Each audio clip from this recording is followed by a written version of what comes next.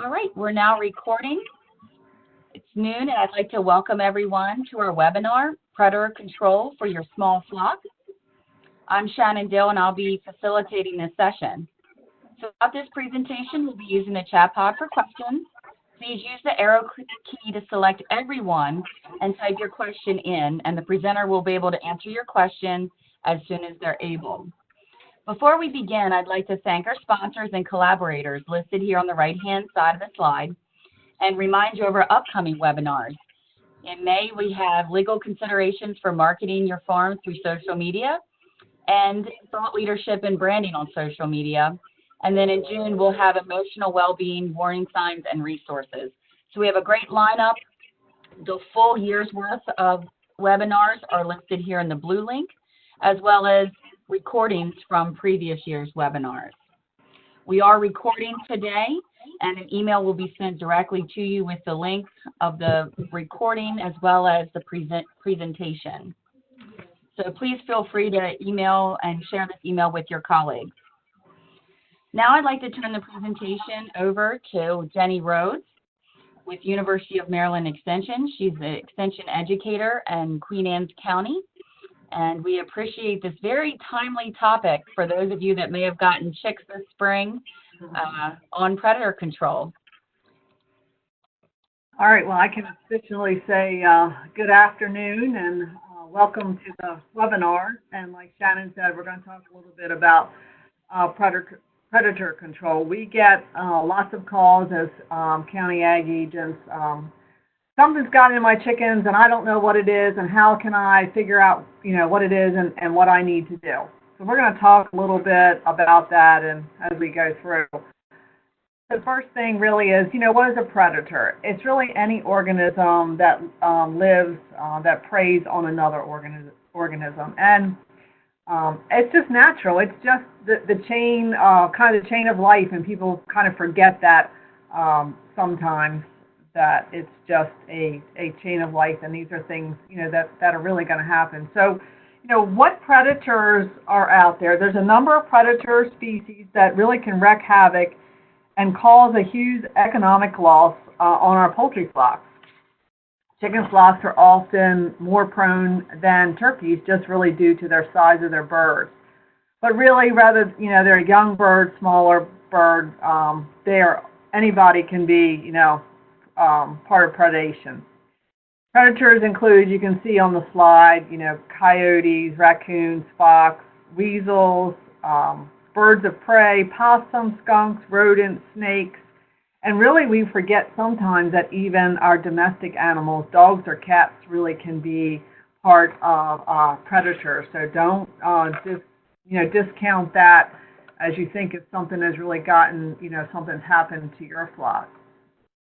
Taking care of poultry is certainly a full-time job. And our job as flock owners and chicken lovers is really to figure out what we have to do to keep predators out, because where there's going to be chickens, unfortunately, there's going to be predators. And one of our worst fears is walking out in the morning or coming home from work and looking out in our coop and seeing that something has happened to one of our chickens, or maybe a flock, or a part of our flock.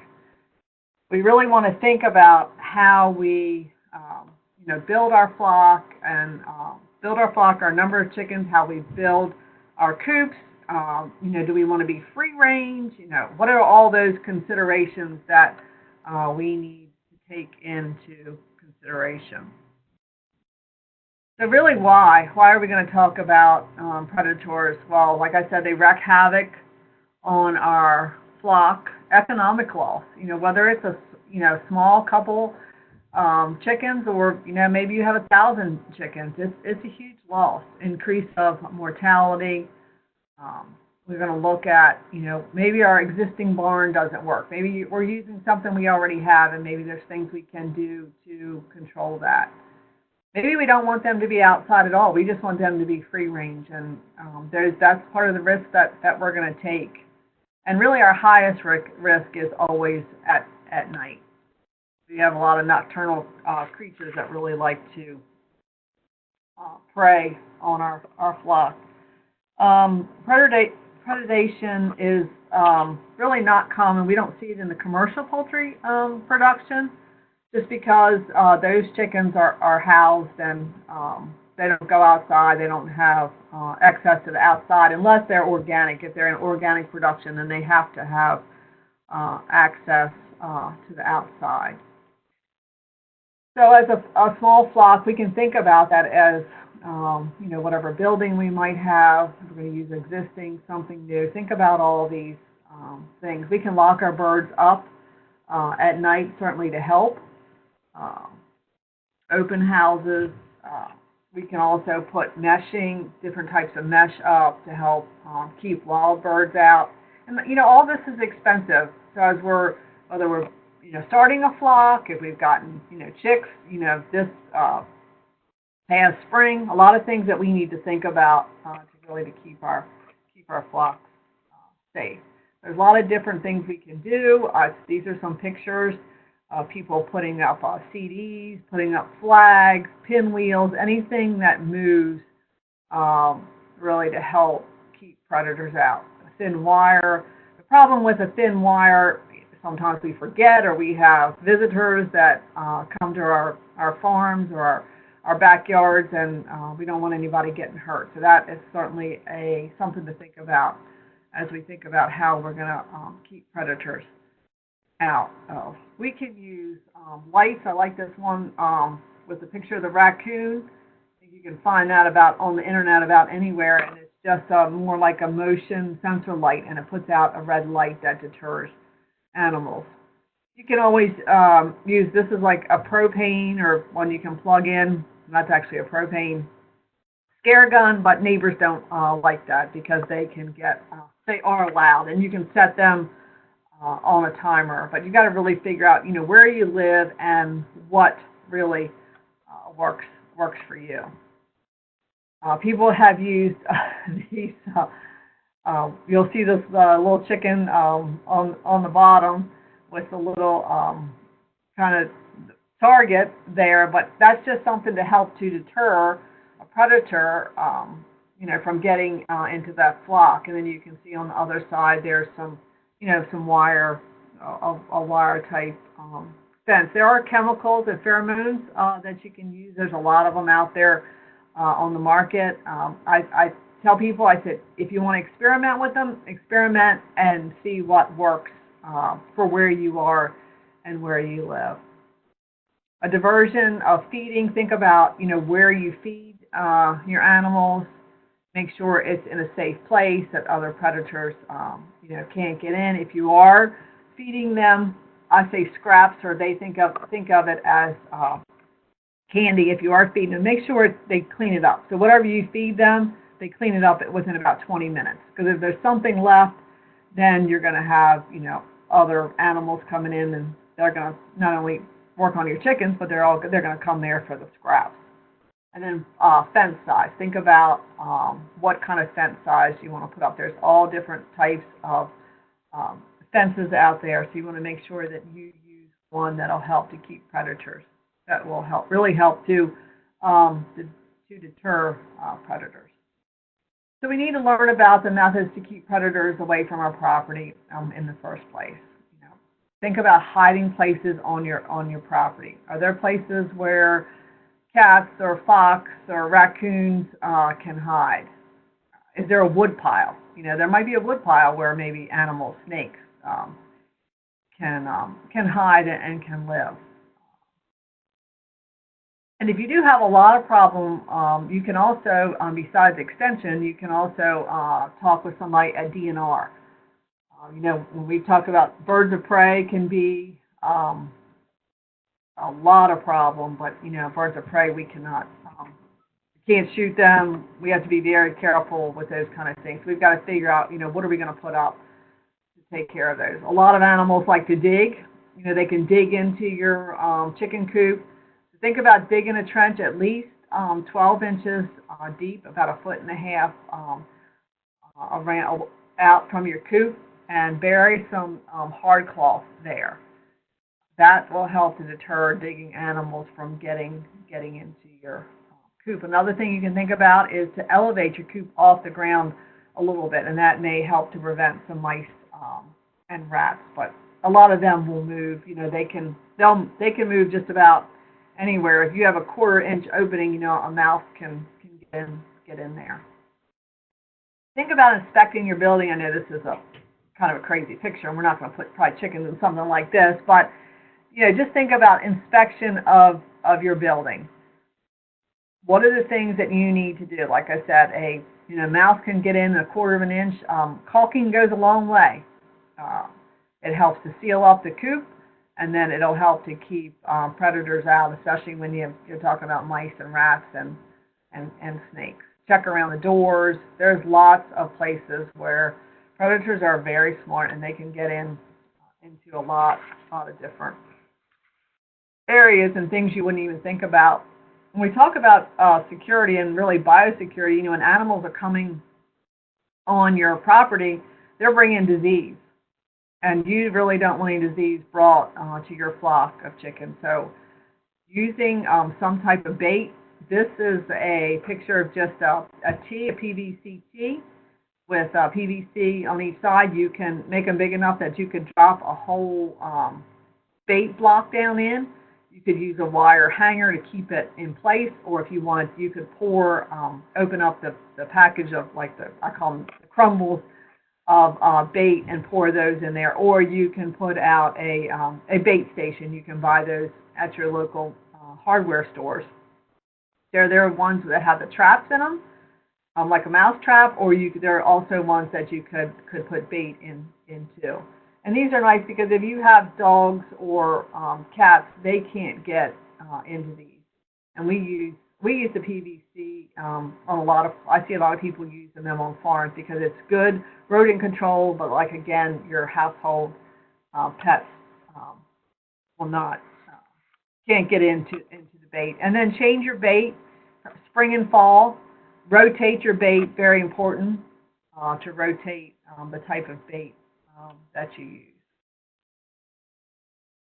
Think of also when talking about coop security, do you have a compost pile? You know, where is your compost pile? Do you put food scraps in it? Are you covering up good? Because you've got a compost pile that's going to bring, animals to dig into the compost pile, and then they're going to want to dig into your small flock too. And keep the area around your chicken coop, keep it mowed and clean, because we know that predators also like to hide in areas of a lot of vegetative cover.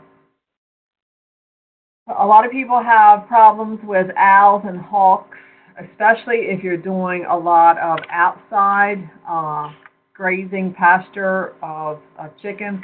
So I don't know if you can see it very well in this picture, but think about long, narrow, almost alleyways that you could do some type of maybe rotational grazing with them because they really can't swoop down if you make it pretty long and narrow. And then also the other thing would be a zigzag run would be another idea. So think about that if you're going to do some outside grazing, and some of these type fences, you can move them. So you can see where they have like a stationary, almost looks like a greenhouse that they've converted to a coop. But what they do, they'll move all the way around this greenhouse during the year. And these are pretty easy to move, and then you can set up your pattern, your zigzag or your long and narrow to try to keep the birds of prey out of those. And then, they get really bad if you have a stationary outside run. You can put a mesh wire or netting to help flying predators, tall leafy vegetation when you get out into a pasture type, rotational grazing type situation also helps. Having a protective dog, that's a plus or minus. Make sure your dog doesn't, like to get into the chicken coop, but, just there to deter off any type of animals. I think it talks a little bit about that, but dogs and cats, just, be careful of them bringing diseases to your property. If you know where your dog's been, if it stays, on your property, that's one thing, but if you've got a dog or a cat that's wandering around the neighborhood, around other people's farm, they could be bringing diseases in. So think about that. And then the other thing is about, keeping a rooster. They say roosters are like, good husbands. They will help protect their hens when any disturbance comes. But depending on where you live, there's ordinances that say, you can have so many hens, but you can't have roosters if you're in a subdivision, or check covenants. Think about that as you plan down the road for security and keeping your chickens safe. Really need to think about, as you're planning, or if you already have existing coops, think about the size. You've got to have adequate space for the chickens to be able to move and exercise. And the next slide will show that. Birds need areas to nest. They need to roost. They have space requirements depending on the type of bird. And also, more importantly, adequate space per bird also helps to maintain a lower humidity level in the coop. A lot of times we forget about the importance of air movement. We've got to have good air movement in that coop, whether it's fall, winter, spring, summer. We don't want that humidity to get too high. But here is this is out of Virginia Cooperative Extension. It's a really good minimum space requirements. We think about whether if you're going to have small Bantam chickens that would need 1 square foot inside to about 4 feet if you have an outside run. 2, when you get to larger chickens, you're looking at 2 square feet inside and 10 square feet if you go outside. And then if you go to geese or ducks, geese are at 6 square feet inside and then 18 outside. So very important as we plan our coop, and we may want to be expand. These are just some pictures. I love to kind of Google on internet and see what's out there.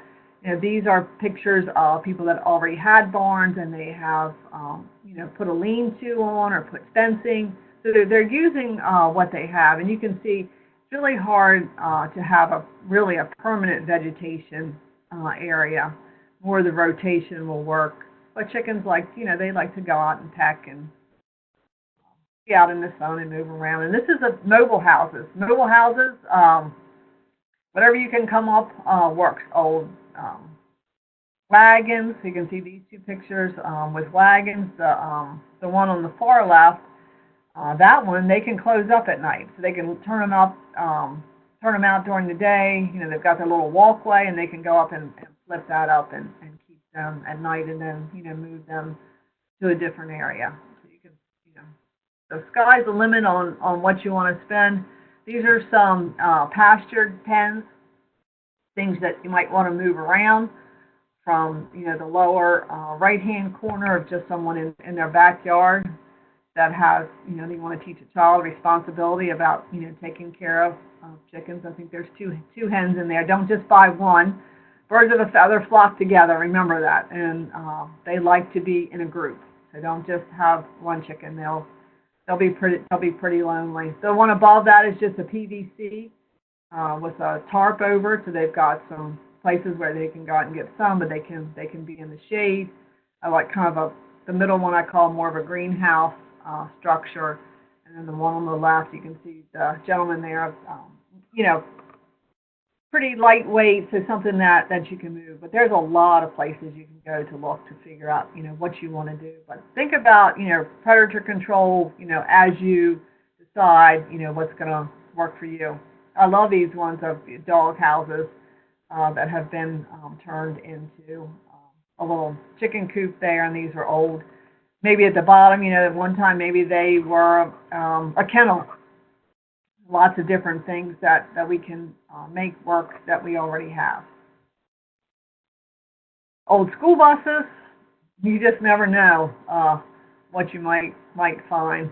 I love this one. You can see this is in the background. You can see the building, so this is the half of the vehicle. So they can be outside, and then they can go out inside to the building.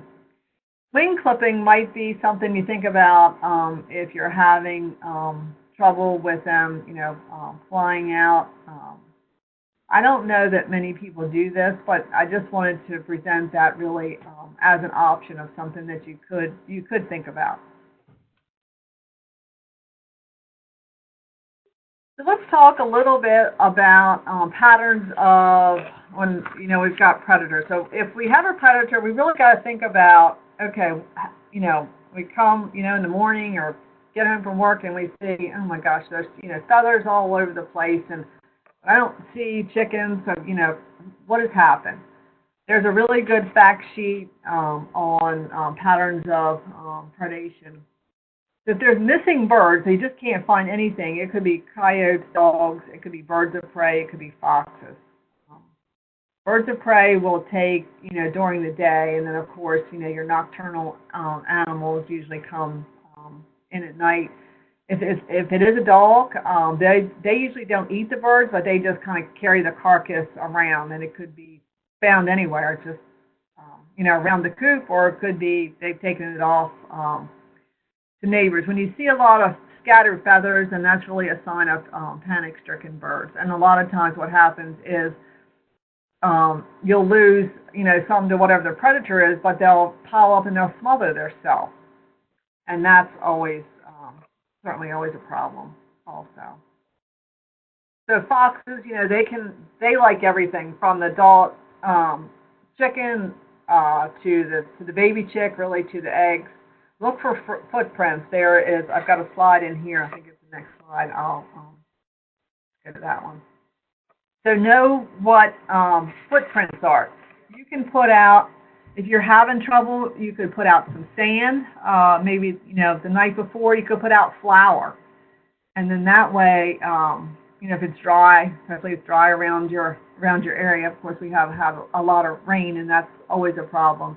But this is just a good diagram to look at to figure out what type of predator you have. Hopefully nobody has a black bear, but not where we live anyway. But could be in other parts. But just really something good to do. So yeah, you didn't know that when you became a flock owner, you were going to have to become a detective also. So being a detective is very important. And the more things that you have to try to figure out what's going on will help you figure out how you control it. So maybe it's something you can put a trap out for, and maybe to relocate. Or if it is a cat, maybe it's your cat, maybe it's another, it's a neighbor's cat. It's very important trying to figure those out. If you find missing heads of birds, that could be birds of prey, or maybe it could be a raccoon. It's amazing what raccoons can do. They are such smart animals. They will, reach through openings and really just grab chickens. They can, rip off parts of their body. They're pretty amazing animals with what they can do and the strength really that they have and what they can do to a chicken. And then, of course, birds of prey that, can swoop in, or if they could, get in your coop at night or during the day. And a lot of times they will. I had a call out to a farm, and they had actually there was an owl that got into their coop, and the birds were, the owl hadn't gotten any of the birds. The owl was just sitting there in the coop, but it scared them, and a lot of them had smothered. So again, important just to figuring out, where the owl got in and fixing that. Raccoons. So there is, you can, you could call animal control, or if you have a trap, you can certainly trap them and relocate them. But we know that, a lot of these are really, predators are really family units, so you can move them far away and they may come back, and that just may be part of what happens. But raccoons, let's see. They're active year-round. They're the same. They kind of like adults. They like chicks. They like eggs.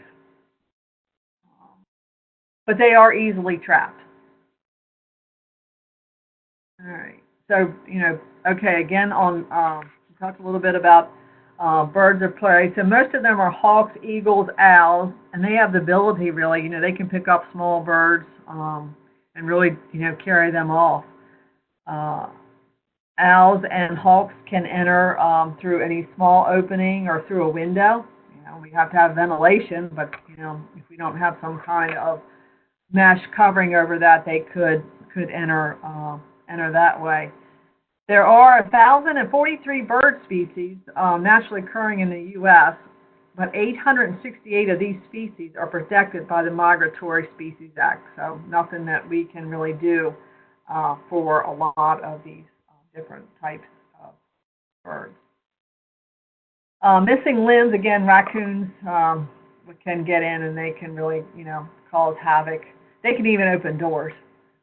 They're just pretty smart. So think about a lock or something, not just a little latch. It's not just something you can, pull up and open. Other patterns, missing eggs or chicks could be possums, skunks, rats, cats, snakes, again, birds of prey. Most of the time when possum and skunk, they're really usually only out at night.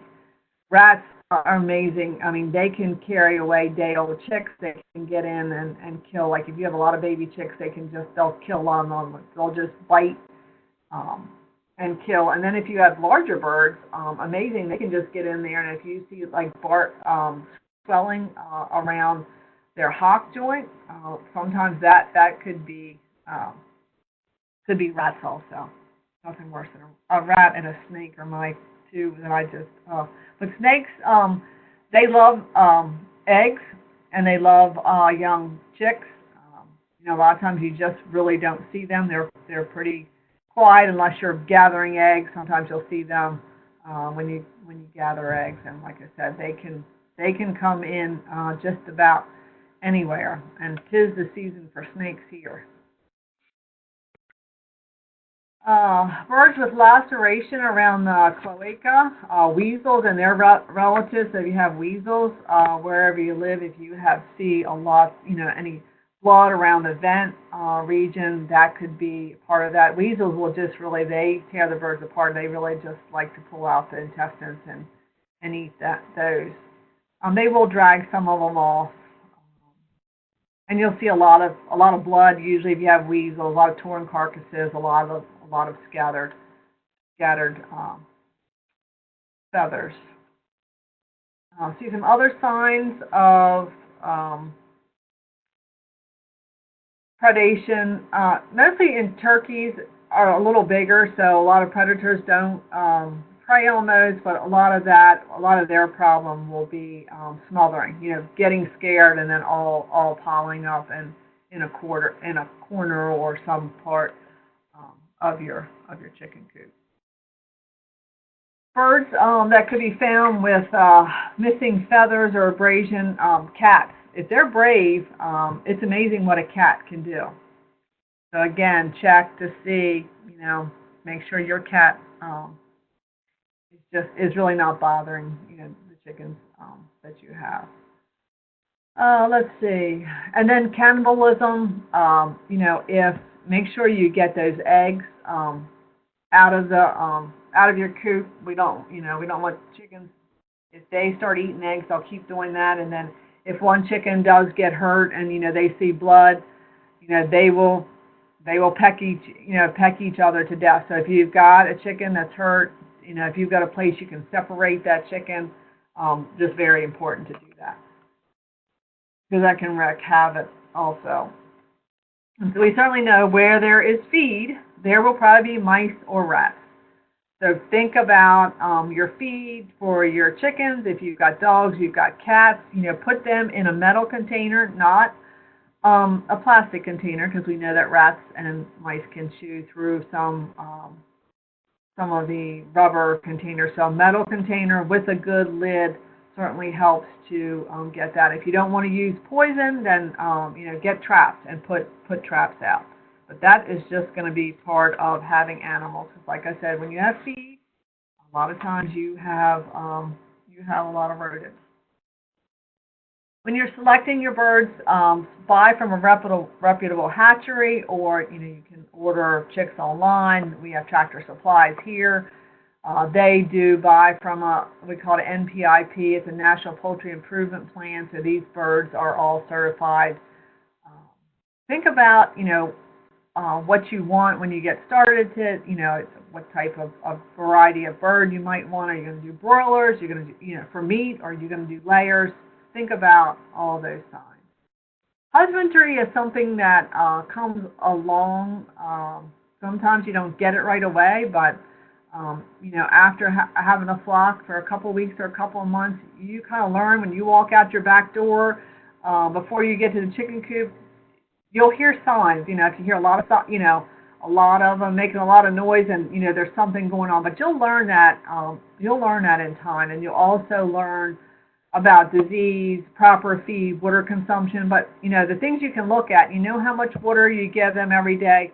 Look at that consumption. If they back off water consumption, or they back off feed, that something is wrong. There may be a disease problem. I don't know what else. And not also, if you've got birds getting other, sparrows or whatever getting in there, you'd be amazed at how much feed they can eat.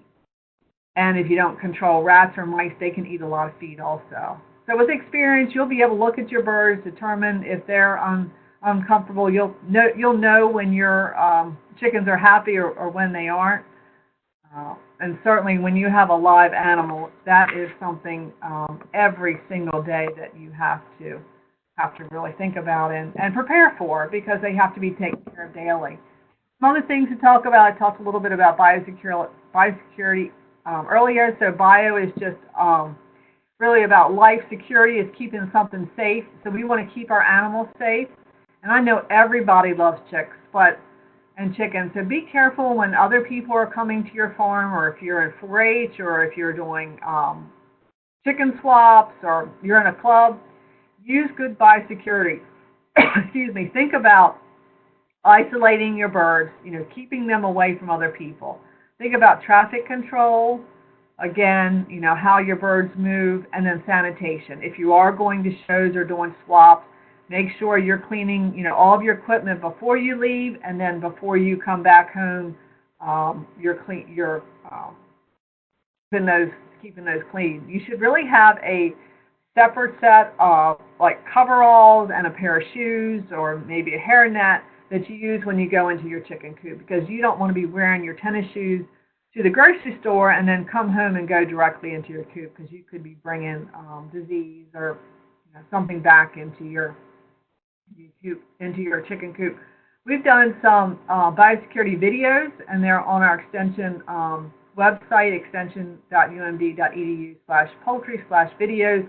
There's 3 different videos on there. There's one for a backyard flock. There's one for service provider. So if you have someone to come fix a fence, or that needs to, have a pair of coveralls or disposable booties that they can put on and throw away. And then there's also one on there for commercial. Another thing to think about is disposal of dead birds. Unfortunately, we don't want any of our birds to die, but these things happen.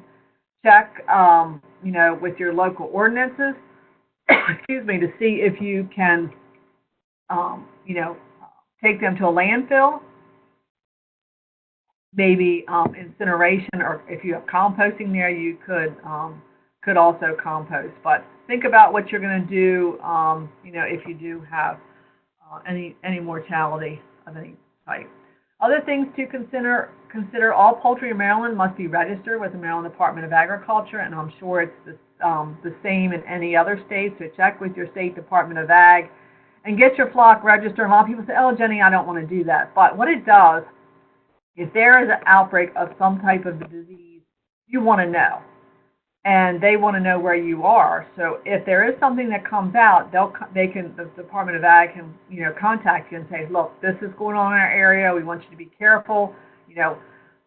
Keep people away, from your flock, or maybe even use, you don't go to trade shows. You don't go to 4-H shows or any other type of open shows. So make sure that you do that. So in conclusion, just things to think about in protecting your flock. It's a full-time job. We need to think about prevention, how we're going to keep our area safe from predators, our housing, learn the patterns of predation, use the flour, the sand to try to figure out what's going on, in the end, good luck, and it's a great opportunity to really to learn about animals and to really to learn about responsibility of taking care of animals. Here's some links and resources you can go for more information on housing, general management, biosecurity, on predation. And at the bottom here, this is our extension. We have an extension web page on poultry. At the top, when you go, there's a tab for commercial, there's a tab for videos, there's a tab for backyard. A lot of information on there. Please reach out if you do have any questions. So I will stop chatting there, and we will see if we have any questions. Shannon, do you see any? Hey, Jenny, that was excellent. Thank you very much. Good information for everyone. Yeah, the questions, so everybody knows, we were recording. I'll send a link out later this week. I think we had some people that were having some issues getting connected through audio. If you have any questions, please use the chat pod, and you can send the question to all or myself or Jenny here in this chat pod. Any particular questions?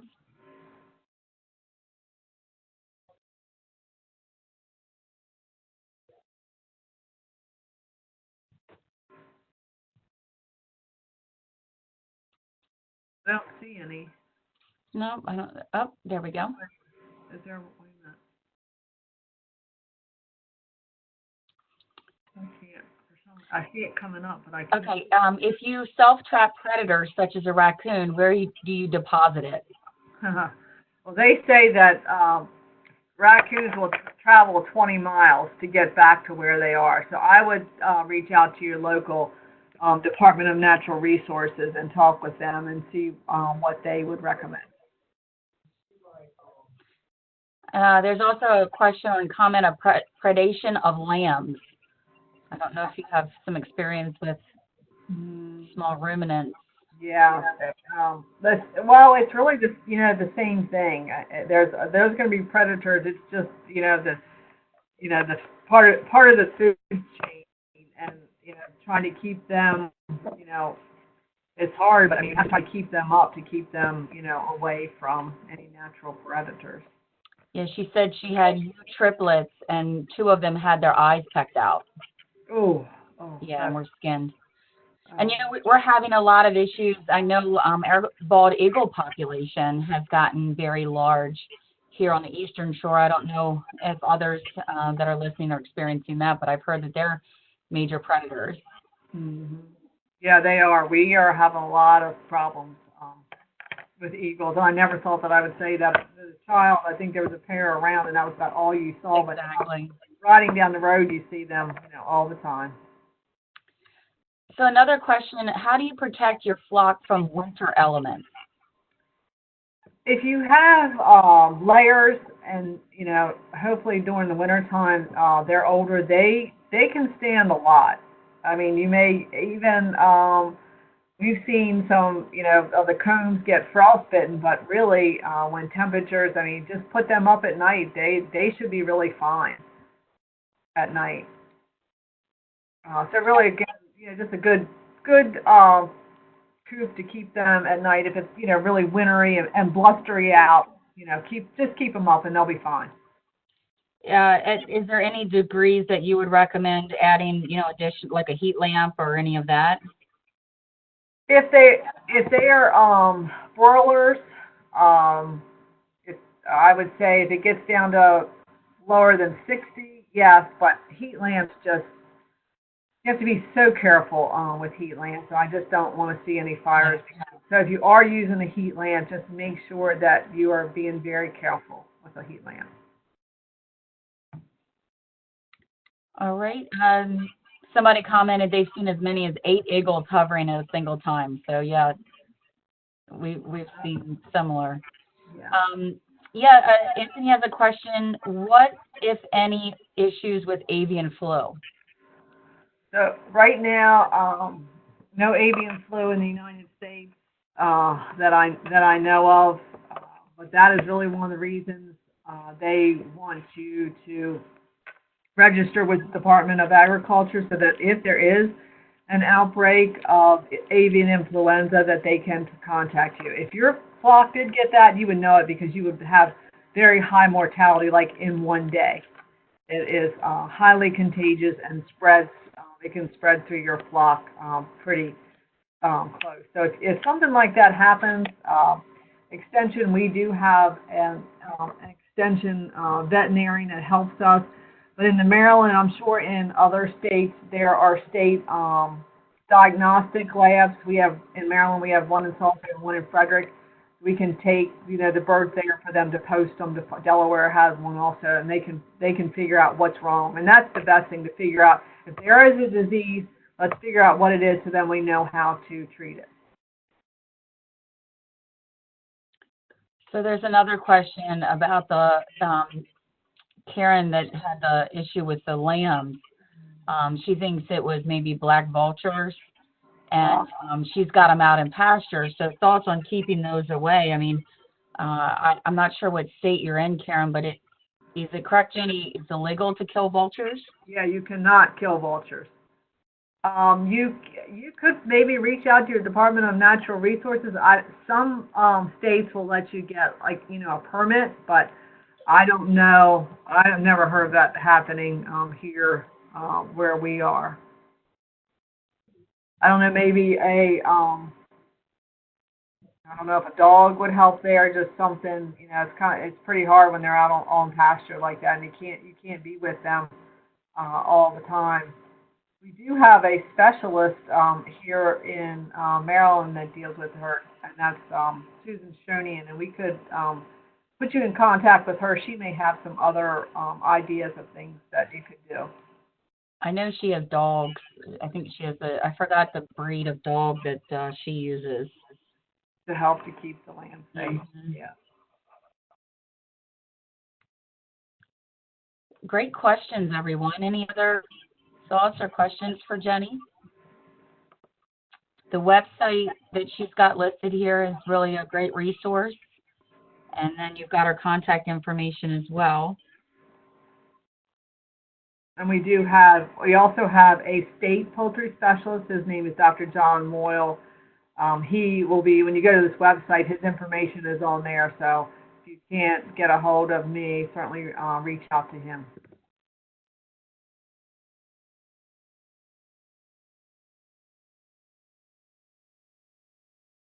All right. While we're just waiting to see if there's any final questions, I'm going to stop recording. Okay.